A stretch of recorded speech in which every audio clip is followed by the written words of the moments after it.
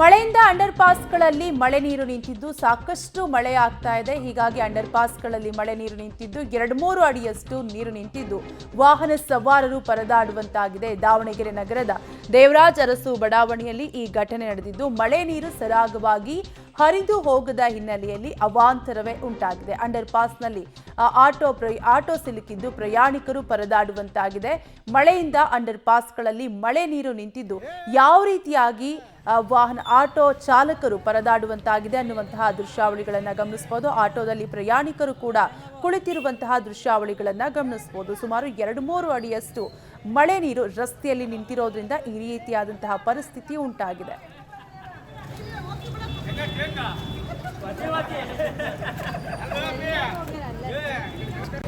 ಅಲ್ಲ ನೀವು ಹೇಳೋರು ಇಳಿಬೇಕಾನೆ ನೀವೆಲ್ಲ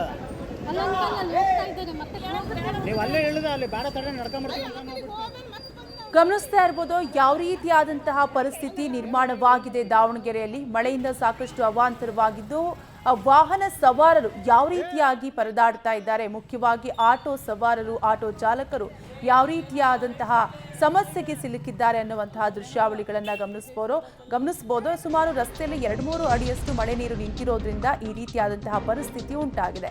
ಚಿಕ್ಕೋಡಿ, ಹುಕ್ಕೇರಿ, ರಾಯ್ ಭಾಗಗಳಲ್ಲೂ ಕೂಡ ಸಾಕಷ್ಟು ಮಳೆಯಾಗ್ತಾ ಇದ್ದು ಚಿಕ್ಕೋಡಿ, ನಿಪ್ಪಾಣಿ ತಾಲೂಕಿನ ವಿವಿಧೆಡೆ ಭಾರಿ ಮಳೆಯಾಗ್ತಾ ಇದೆ.